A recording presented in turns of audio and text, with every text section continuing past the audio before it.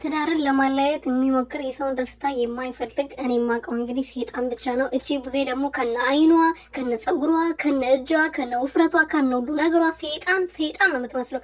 እሷ እህቱ የሴጣን እህት የሴጣን ወንድም ነው የምትመስለኝ አንዳንዴ ራሱ ሳስባት፣ ፈጣሪ ይቅር በለኝና ማለት ነው። እና እኔ ግራ ግብት የሚለኝ ነገር ሰው ከተታረቀ ሰው ሰላም ፈጥሮ ልጄና ሚስቴ መርጫለሁ አብረን እንኑር ካለ እሷ ምን ቤት ነች? አላለም እኮ ብልስ ምን ችግር አለው? ምን አገባል እሷ?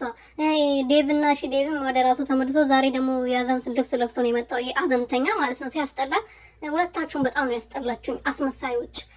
ሰላም ቤተሰቦቼ እንዴት ናችሁልኝ? እኔ በጣም ደህና ነኝ እግዚአብሔር ይመስገን። በያላችሁበት ሰላማችሁ በዘት ትርፍርፍ ይበልልኝ። ለዚህ ቤት ለዚህ ቻናል አዲስ የሆናችሁ ሰብስክራይብ እያደረጋችሁ ቤተሰብ ሆኑልኝ ማለት ነው። እንግዲህ ሩቲና አብርሽ ይታረቁ ተብሎ ትናንትና የተሰራው ቪዲዮ ሁላችንም አይተናል። ዛሬ ደግሞ ቡዜ እንግዲህ እንዴት እንደዚህ ታደርጋለህ አንተና ኤፍሬም ናችሁ የአብርሃምን ህይወት እየበጠበጣችሁ ያለችሁት አለች። በጥባጫ አንደኛው እባብ አንቺ አይደለሽ? ለምን እናንተ ሁላችሁም ከህይወታችሁ ወጣችሁ አብርሃምና ሩቲ ተራርቆ ያስቡበት፣ እስቲ እንደሚፈላለጉ ያስቡበት። ሰው እኮ ሲራራቅ በነገራችን ላይ ፍቅር እንዳለውና በማላችሁ ፍቅር እንዳለና እንደሌለ ያውቃሉና እናንተ እስቲ የራሳችሁን ህይወት ኑሩ፣ ከእነሱ ህይወት ውጡ።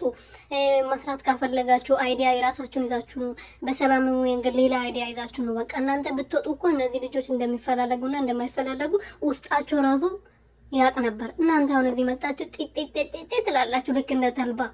ምን ትመስላለች? በስመ አብ አይኗ እንዴት ነው የሚያስፈራው!